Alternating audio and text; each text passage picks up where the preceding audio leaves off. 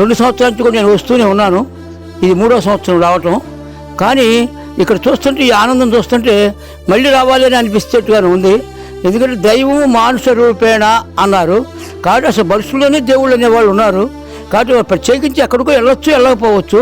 ఇక్కడ ఉన్నటువంటి ఈ దేవుళ్ళని చూస్తూ ఉంటే ఒక రకమైన మానసిక ఆనందం కలుగుతూ ఉన్నది. మరి ఈ సేవ మనం చేయలేము, మరి వీళ్ళు చేస్తారు, గట్టు శంకర్ గారు చేస్తున్నారు కాబట్టి ఎంతో ఆనందంగా ఉంది. మరి వారికి వారి కుటుంబ సభ్యులందరికీ కూడా ఇక్కడ పనిచేసే వాళ్ళందరికీ కూడా ఆ భగవంతుడు ఆయురారోగ్యాలు ప్రసాదిస్తూ వారి జీవితాన్ని 3 పువ్వులు 6 కాయలుగా వికసితంపజేయాలని కోరుకుంటున్నాను. మరి మామూలుగా ఈ వాటి పనులు చేయటం అంటే ఎంతో కష్టమైన పనులు.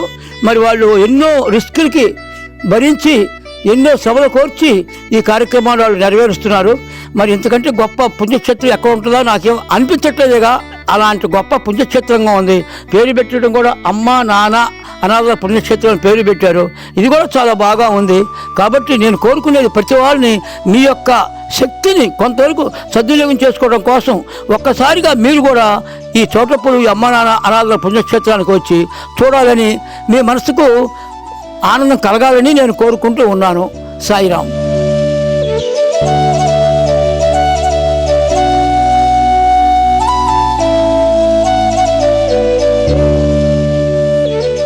అమ్మా నాన్న అనాథాశ్రమంలోని అభాగ్యుల ఆకలి తీర్చేందుకు మానవతామూర్తుల అన్నదాతల సహాయాన్ని కోరుతున్నాము.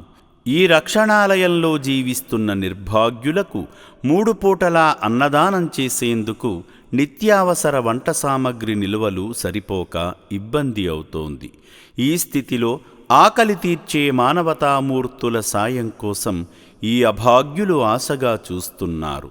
దయగల దాతలారా, వీళ్ళు మీ బిడ్డలే అనుకుని నిత్యావసర వంట సరుకులను అందిస్తే వాళ్ల ఆకలి తీరడం ద్వారా ఆ పుణ్యమంతా మీకే దక్కుతుంది. సేవాభావంతో మీరిచ్చే కేజీ బియ్యంతో 4 అభాగ్యులు కడుపు నిండా తింటారు.